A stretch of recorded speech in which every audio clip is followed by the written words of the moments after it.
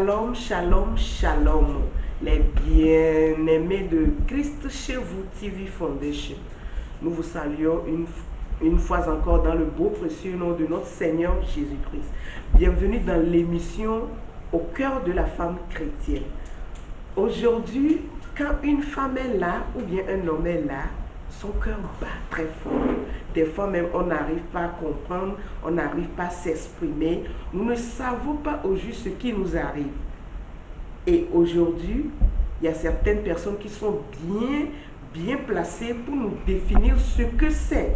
Quand tu vois quelqu'un d'autre ou bien un sexe opposé et ton cœur bat très fort pour la personne, qu'en dirais-tu? Quelqu'un vient de me souffler que si ton cœur bat très fort, on l'appelle l'amour. On l'appelle l'amour. Et aujourd'hui, je vais parler avec mon invité, mon papa chéri, pasteur Ducevi Fidèle.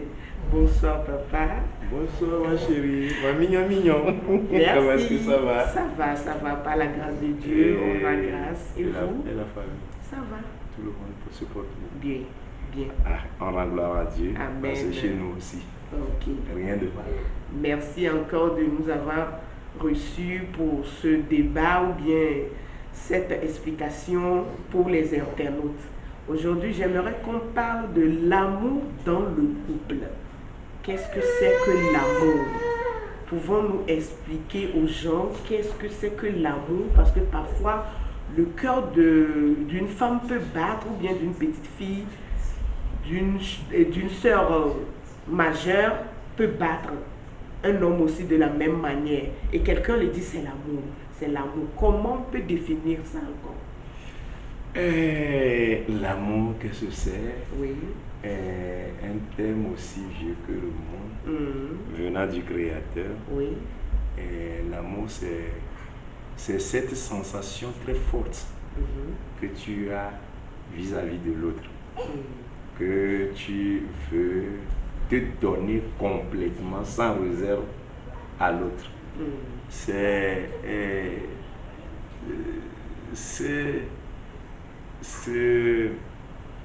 feeling, Oui. ce feeling que tu as à ne donner à l'autre ce que tu peux et que tu ne peux pas donner aux autres. Voilà, si nous voulons définir d'une manière grosso modo, l'amour, c'est ça. C'est un sentiment de cœur, un sentiment, un feeling que tu as et que tu veux partager avec une tierce personne. C'est ce feeling, c'est ce sentiment que tu voulais partager avec une tierce personne. Et il va falloir que la personne là a une place de choix dans ton cœur et vice versa. Mais malheureusement, des fois c'est seulement vice et il n'y a pas versa. Et ça pose des problèmes et voilà. Bon, d'une manière ramassée, c'est ce qu'on peut dire de l'amour. Ok. Alors c'est ce qui fait battre notre cœur. Tic-tac, tic-tac. As-tu le temps quand l'on voit son bien-aimé ou bien la personne à qui on ressent ce sentiment-là? Oui. Nous allons constater que là, c'est l'amour Eros. L'amour Eros est basé plus sur le physique. Oui. J'aimerais même vous demander la question, je profite en même temps pour le poser, les types d'amour que nous avons. Donc nous avons 3 types d'amour. Oui.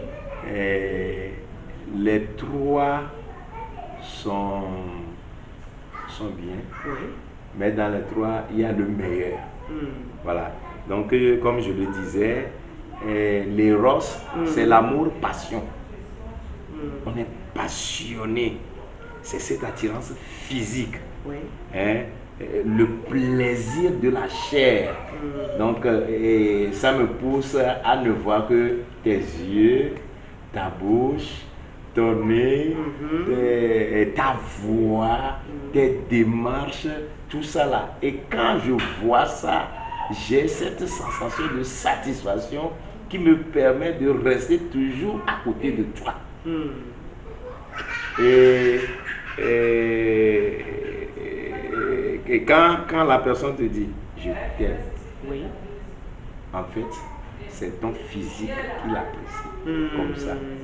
Hein, c'est ton physique qui l'apprécie comme ça. Ok.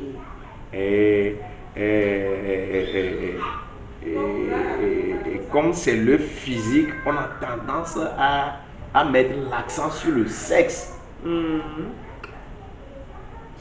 C'est le sexe. Quand la personne te dit je t'aime, en fait, c'est le physique de la tête aux pieds et le primordial dans ça, là, c'est quoi? C'est le sexe. Et donc, dans la Bible, on ne parle pas de je t'aime dans la Bible en allant vers le sexe. Mais quand on veut parler de sexe, hein, de cet amour éros, cet amour passion, on dit la personne va vers l'autre. L'amour éros, c'est en fait la passion. Et cette sensation, cette palpitation qu'on a quand je vois ta bouche, quand je vois tes yeux, quand je vois tes fesses et autres là, j'ai l'attirance là de me plonger dans tes yeux. Voilà. Donc voilà, il y a certains qui disent, je me plonge dans ses yeux pour assouvir un peu ma soif. Tu vois. Oui. Mais cet amour aussi est dans la Bible. Mais on ne l'a pas mentionné de je t'aime. Parce que quand je dis je t'aime, c'est le sexe. Voilà. Quand on voit dans Genèse chapitre 4, verset 1, qu'est-ce qu'il dit? Adam connut Ève, sa femme. Elle conçut et enfanta Caïn. Et elle dit, j'ai formé un homme avec l'aide de l'Éternel. Ouais. Oui. Donc là, il y a le sexe, mais la Bible n'a pas parlé du sexe. Je suis sûr que le jour-là, Adam a dit, quand je t'aime, parce que monsieur veut assouvir cette soif de sexe. Voilà, donc, mais là, on n'a pas, dans la Bible, on ne met pas l'action sur ça. Donc cet amour est souvent celui des débuts d'une relation. Des débuts d'une relation, un monsieur te voit et te dit, c'est l'attirance. C'est tout ce qu'il voit sur toi et qui l'attire. Lorsque tout paraît beau et nouveau, et qu'il y a une forte attirance et irrésistible. C'est ça. C'est-à-dire l'attirance est vraiment forte et la personne ne peut même pas résister. Même quand il pleut, monsieur se met sous la pluie pour aller. Même quand il y a des crépitements de balles et autres là, l'attirance là est tellement forte que monsieur ne peut pas résister. Donc il est obligé de faire quoi? D'y aller. Donc c'est toujours les débuts. Hein. Donc qui en fait n'est pas mal. Il n'est pas mal. Mais comme nous l'avions dit la fois passée, quand on veut se tabler sur la chair, la chair aura des limites. Donc c'est le début ça. Tout le monde passe par là. Tous les couples passent par là. L'amour éros. Donc c'est quelque chose qui t'a attiré de l'autre et tu vas vers lui. Voilà. Et le second? Le second, c'est ce qu'on appelle l'amour philéo. L'amour philéo. L'amour philéo. Donc l'amour philéo, c'est l'amour partage. Je te donne quelque chose, tu me donnes quelque chose. Cet amour consiste à partager, à s'échanger. C'est comme tu me donnes, je te donne. Tu vois? Voilà. Donc, c'est ce qui arrive à certains couples. Monsieur veut coucher avec madame. Madame refuse. Madame prétend être fatiguée. Et des fois, elles prétendent. Oui. Ce qui n'est pas le cas. C'est ce qui n'est pas normal. Voilà, dans le couple, quand bien même tu es fatigué, il faudrait le faire savoir d'une autre manière. C'est pas jeter à la physionomie de ton mari, c'est toi toujours, tu aimes toujours le sexe, et je suis fatigué, comme vous aimez le faire. Donc, s'il vous plaît, arrêtez ça. Et c'est ce qui conduit à cet amour-là, l'amour philéo. Monsieur dit, tu me donnes, je suis gentil. Au petit matin, je te donne ça. Je vais au service, je reviens avec des petits cadeaux. Donc c'est partagé. Donc le monsieur trouve quelque chose, c'est la femme. Et la femme aussi lui donne quelque chose en retour. Elle attend des petits cadeaux. Ouais. Oui. Donc c'est un souci de fraternité, un souci d'amitié, un souci de solidarité. On est solidaire devant certaines situations. Voilà. Donc cet amour, on peut le voir chez Nathan, Nathan et David. Oui. C'est un amour naturel. On ne force rien. Non, c'est très naturel. Mais cet amour a été dénoncé par le Seigneur.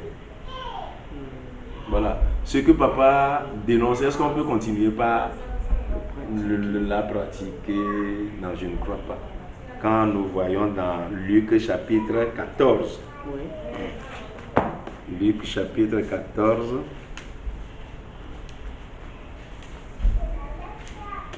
Voilà. Verset 12. Oui.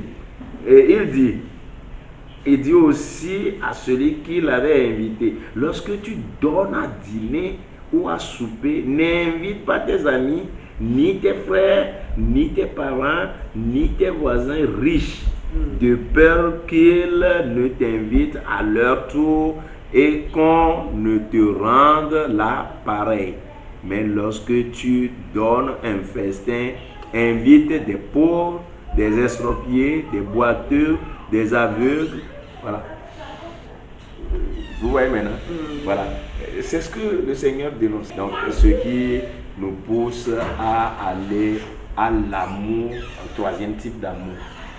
L'amour agapao.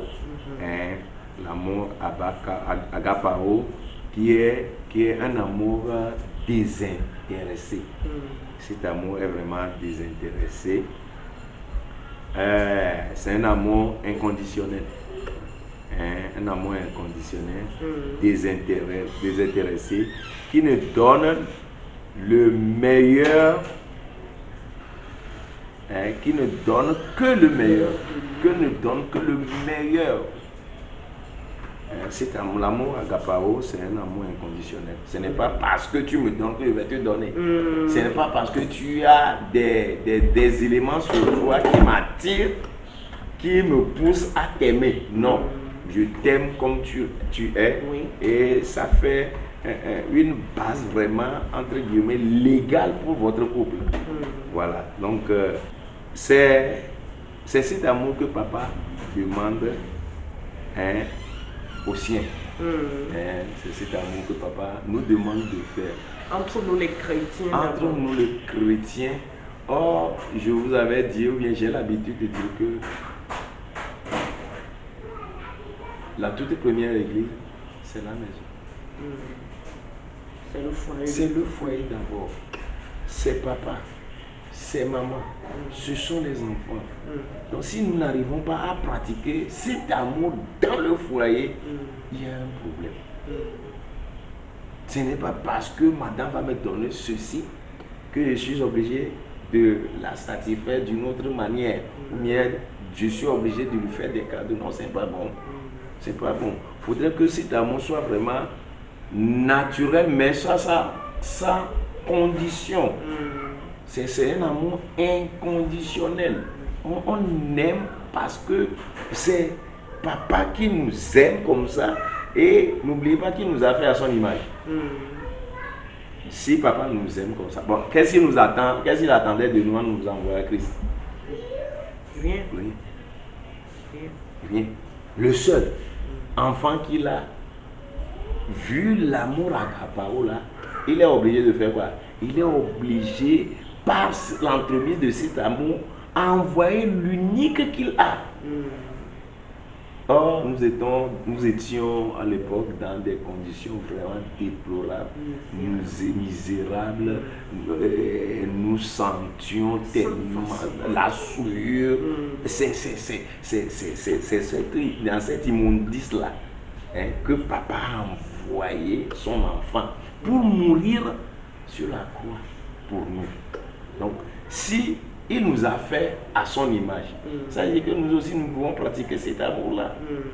Amour sans condition. Et si on ne peut pas dans la maison pratiquer cet amour-là, il y a un problème grave pour ce couple-là. Et il faudrait que on demande l'intervention divine pour que ce couple-là soit restauré. Merci beaucoup, pasteur. Et quel type d'amour entre ces trois que vous avez listés tout de suite là, quel est le type d'amour qu'on trouve dans le couple ou bien entre les couples? Oui, majoritairement, oui. C'est le second. C'est la philéo. Oui. Philéo, parce que tu me donnes. Je te donne. Tu me donnes. Tu vas voir que la dame va faire une très bonne sauce le jour-là, parce que quoi? Parce que monsieur a fait un cadeau, monsieur a laissé le pourboire. Après l'argent du cocotte, on a laissé, voilà. Donc, il prend soin de la chose pour l'exposer. Vous allez voir que le jour, la madame serait encore plus chic. Quand monsieur sera de retour, bien dressé, la table est vraiment bien dressée, voilà, pour recevoir ce monsieur-là. Et donc, quand le monsieur aussi, la nuit, lui demande, voilà, de faire la fête là, madame se donne complètement. Elle se donne sans réserve, tu vois. Oui. Et quand vous rentrez dans les couples, vous demandez qu'est-ce qui ne va pas. C'est ce problème que nous avons aujourd'hui. C'est ce problème-là, parce qu'il n'y a plus de partage dans le couple. Mais tout le monde est resté dans son coin. Personne ne veut partager, personne ne veut donner, personne ne veut imposer l'amour inconditionnel dans la maison. Tu vois? Donc tu le fais, do me, I do you. Tu me fais mal, je te fais mal. Tu me gifles par là, je te gifle par là. Et certains disent, si tu sors, je sors. Voilà. Donc, la majorité des couples, premièrement, quittent de l'amour éros et se stabilisent sur l'amour philéo. Ce qui fait qu'on a des difficultés dans les couples.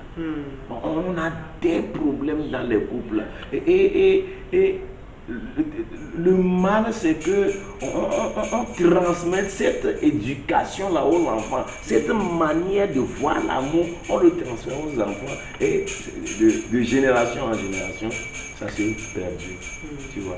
Donc, si au départ, on est au niveau de l'amour éros, qui est le physique, ce n'est pas encore un mal. Oui, la passion.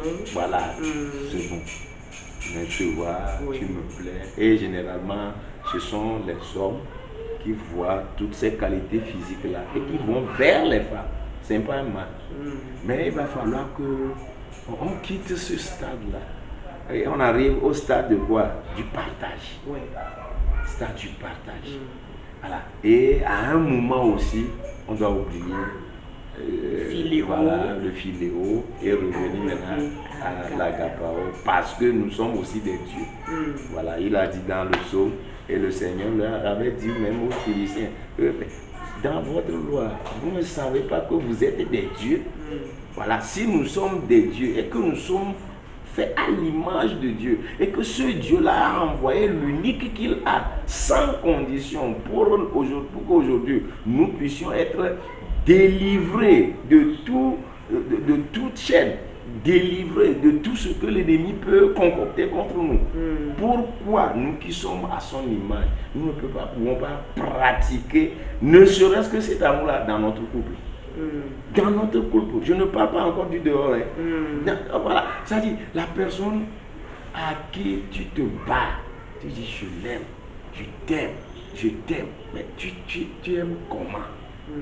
Tu aimes comment? Parce que tu vois ses yeux, parce que tu vois ses fesses, parce que tu vois sa rondeur. Voilà, c'est grave. C'est grave. Donc il va falloir qu'on quitte aussi le philo pour arriver à la carte. Ok. Donc si je comprends bien, aujourd'hui nous devons avoir l'amour agapao dans nos couples, dans nos familles. Effectivement. Pour avoir une base. Effectivement, c'est inconditionnel, quoi. Oui. Et on n'attend rien de l'autre pour exprimer son amour. On n'attend rien de l'autre pour dire, pour lui montrer ton feeling, ton attirance. Voilà, tu n'attends rien de lui. L'attirance irrésistible là. Tu n'attends rien de lui pour lui montrer ça. Voilà. Voilà ce qu'on appelle l'amour. Et quand il y a ça, ma fille, oh, c'est la paix. Oui, oh non, le Saint-Esprit vient chez vous. Amen. Il cause avec vous. Amen. Il vous donne tout avant de repartir. Voilà. Et à chaque fois, tu vas constater que dans Genèse, on dit Dieu vient les soirs, les visiter pour discuter avec eux. Oui, oui. Pourquoi ça? Parce qu'il y avait eu ce feeling-là. Et aujourd'hui, si nous arrivons à nous imposer l'amour agapao, oh, chaque soir, chaque moment, c'est incontournable que vous aurez cette visite-là. Et à chaque fois, vous serez un modèle. Vous ne serez jamais attaqué. Parce que quand le grand patron est dans la maison, le roi des rois, le Seigneur des seigneurs, Amen. Le chef des chefs, Amen. Il est à la maison. Qui peut venir contre cette maison-là? Personne. Voilà. Mais malheureusement, cet amour-là nous demande des efforts. Nous demande de tuer notre chair, de voir au-delà de la petite personne qu'est notre femme et que nous sommes aussi. Voilà. Merci beaucoup, pasteur, pour l'explication. Je vais continuer à vous poser la question, à savoir, aujourd'hui, nous nous aimons dans les copinages, dans les fiançailles, et tout doit arriver au foyer. Il y a cet amour-là, cet amour éros, philéo, agapao, qui disparaît subitement, d'un coup, qu'on ne comprend pas. Et le couple devient un champ de bataille, de querelles, de disputes, et des gens même n'arrivent même pas à se comprendre jusqu'à aller au divorce. Quelles sont les bases? Qu'est-ce qui cause ça? La disparition de cet amour-là. Si nous sommes au niveau de l'éros, oui. L'éros, c'est quoi? C'est l'attirance physique. Oui, la passion de la chair. Quand le physique n'est plus, quand ta petite bouche bien modelée là, devient maintenant une bouche fanée, ça peut encore m'attirer. Non. Oui, donc ça veut dire que j'aurais tendance à voir ailleurs. Parce que il y a encore des petites filles qui ont cette bouche-là que je vois. Tu me suis là? Oui, je me suis très bien. Tu n'es pas la seule dans la maison, tu n'es pas la seule dans le pays, tu n'es pas la seule dans le quartier. Et dans mon boulot, et dans le marché, dans les environnements immédiats, il y a aussi de ces filles-là qui ont ta bouche que j'avais vue là, dans ta jeunesse, qui m'a attiré. Voilà, maintenant tu deviens un petit peu fané à la maison. Je n'ai plus cette bouche-là. Mais c'est la bouche-là qui au départ m'a attiré vers toi. Voilà, donc l'attirance là n'est plus à la maison, mais l'attirance là se trouve où? Dehors. Voilà, donc quand l'attirance là se trouve dehors, je passerai par tous les moyens pour que toi aussi tu partes. Pour ramener une autre bouche que j'aime. Donc ça c'est quoi? C'est l'éros, ça. Et c'est ce qui cause des problèmes à la maison. C'est ce qui fait qu'on ne se comprend pas. Il y a des bagarres, il y a des insultes, il y a je ne te supporte plus, on va aller au divorce. On fait tout ça là sans le savoir. Comment faire pour l'entretenir? Ben, voilà, premièrement, il faut prier. Ok. Il faut prier pour que le Saint-Esprit nous permette de connaître au moins que nous sommes à cette étape-là. Oui. Nous sommes au niveau de Eros et qu'on doit quitter l'Eros. Est-ce que tu me comprends? Oui, je comprends. Et après, en continuant à prier, le Saint-Esprit va te dire que tu es au niveau de quoi là? Des filéos. Quitte là-bas aussi. Et c'est là où la volonté de papa s'impose à tout le monde. Ça s'impose à tout le monde. Quand ton père te dit, quitte la place là, que tu le veuilles ou pas, c'est le papa qui apparaît. Et on est obligé de faire quoi? De quitter là. Mais malheureusement, nous refusons. Nous portons maintenant notre chair comme un manteau. Et voilà, on s'impose d'une manière ou d'une autre. C'est ce qui cause des divorces, c'est ce qui cause des mésententes. Et c'est ce qui fait qu'aujourd'hui, on a des familles monoparentales. C'est la femme seule qui... Et le drame, c'est ça. Et c'est la femme seule qui soutient tout ça, là, qui porte ce poids-là. Le monsieur, comme un bouc, continue ses exploits ailleurs. Tu vois. Et c'est gravissime. Mais on ne veut pas, même pas qu'on le dise. On ne veut même pas qu'on le dise. Et quand vous sortez un tout petit peu à Lomé là, qui voyez-vous plus dans les bureaux, dans les bistrots? Les hommes. Leurs femmes sont où? Leurs enfants sont où? Voilà, c'est l'héros, ça. Ils sont encore attirés par autre chose. Voilà. Et maintenant, quand l'homme quitte l'héros, quand il arrive à Philéo, il faudrait que la femme aussi fait des concessions. Fait des concessions. Faut aider ton mari à quitter premièrement l'éros, à quitter aussi le filéo pour arriver à la gabara. Voilà, c'est un travail d'équipe que les uns et les autres doivent faire en union de prière.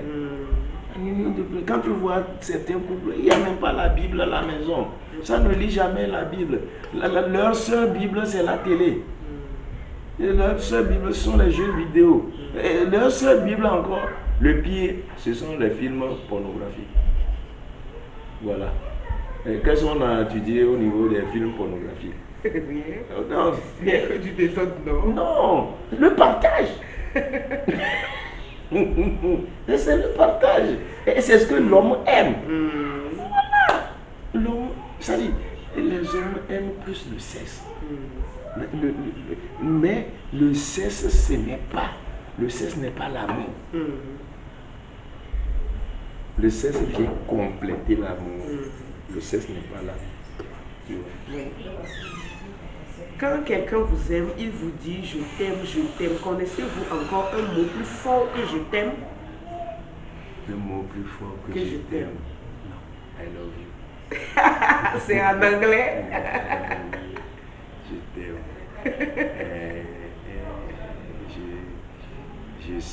Je suis accro à toi. Je t'adore. Je t'adore. J'ai l'estime pour toi. Je suis fou de toi. Fou de toi. Voilà. Okay. Et tout ça la résume. Je t'aime. Voilà. Tout ça la résume. Je t'aime. Merci beaucoup, Pasteur Doutchevi, pour les explications. Ça m'a fait plaisir, ça m'a fait chaud au cœur. J'espère que quelqu'un a pris bonne note de tout ce que vous avez dit. L'amour s'entretient dans le couple. L'amour s'entretient au jour le jour. Que Dieu vous donne le souffle, il faut l'entretenir. De la même manière que nous entretenons notre corps, c'est de la même manière que nous devons entretenir aussi notre amour dans le couple pour vivre longtemps. Si vous avez un mot de fin à donner et saluer quelques personnes aussi. La première personne à saluer, c'est Papa Bon Dieu. Oui. Nous le saluons là. Et c'est lui qui me donne le souffle de vie. C'est lui qui me donne son esprit, son intelligence. Et sincèrement, je le salue. Et je salue aussi ma femme. Oui. Oui. Elle est ma miss. Oui. Et je la salue. Et je salue aussi le responsable, le premier responsable de votre télévision. Oui. Professeur Agbeplé. Un gentil coucou pour vous, professeur. Et tous les animateurs, y compris toi. Merci, papa. Je salue aussi tous les membres de mon église, tous les pasteurs de l'OTE et tous ceux qui sont dans le champ de papa pour essayer de porter la vision qui est la leur pour convaincre le monde pour revenir chez la maison paternelle. Donc je salue tout ce monde-là. Ok, merci beaucoup. Je vous donne encore l'occasion de prier pour un couple pour clôturer. J'envoie ma puissante main sur ce couple-là. Amen.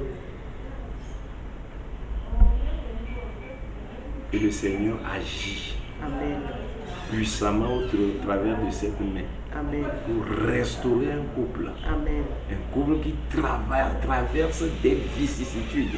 Un couple qui se déchire. Un couple qui ne se comprend plus. Parce que la chair s'est installée dans le couple. Parce que Satan veut détruire ce couple-là. Je mets fin à l'activité satanique de ces couples-là, dans ces couples-là. Au nom de Jésus. Et je les restaure. Amen. Je demande à l'Esprit Saint de leur permettre de se comprendre. Amen. De s'aimer. Amen. Je demande à l'Esprit Saint de leur donner la possibilité de travailler pour la paix dans le couple et d'avoir cette attirance irrésistible qu'on appelle amour. Et cet amour doit être un amour sans partage, un amour inconditionnel dans le couple. Au nom puissant du Seigneur Jésus-Christ, nous avons prié. Amen. Amen, amen, amen. Amour, amour, amour, qui es-tu? Quand tu nous tiens de 15 ans à 77 ans, mais ça nous rend fous, ça fait battre le cœur. Je demande à ce que cet amour brille partout, dans les couples, dans les familles, au nom puissant de Jésus. À la prochaine, puis notre émission. Bye bye.